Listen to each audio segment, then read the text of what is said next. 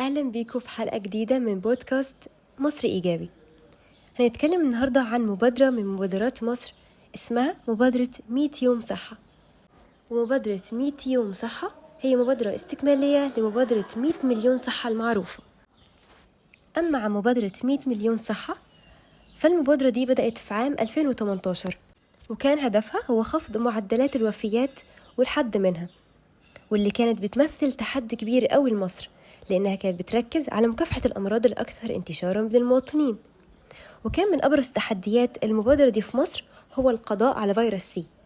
ونتيجة للتحديات دي انطلقت مبادرة 100 يوم صحة في يونيو اللي فات، والهدف منها التوسع وتقديم كافة خدمات مبادرة الصحة العامة وتكثيف العمل لمدة 100 يوم، والخدمات بتتم بالجودة المطلوبة مع تأكيد الاستمرارية والتشخيص وكمان العلاج بالمجان.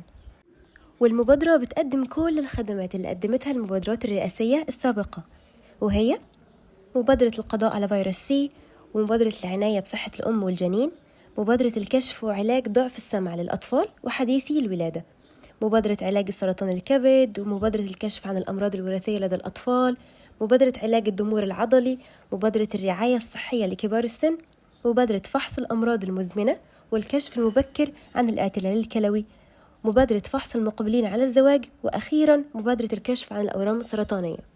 وبالتالي فمبادرة 100 يوم صحة هي استكمال لمسيرة تحسين جودة حياة المواطن وتحقيق للتنمية المستدامة بمفهومها الشامل اللي بدأتها مبادرة 100 مليون صحة.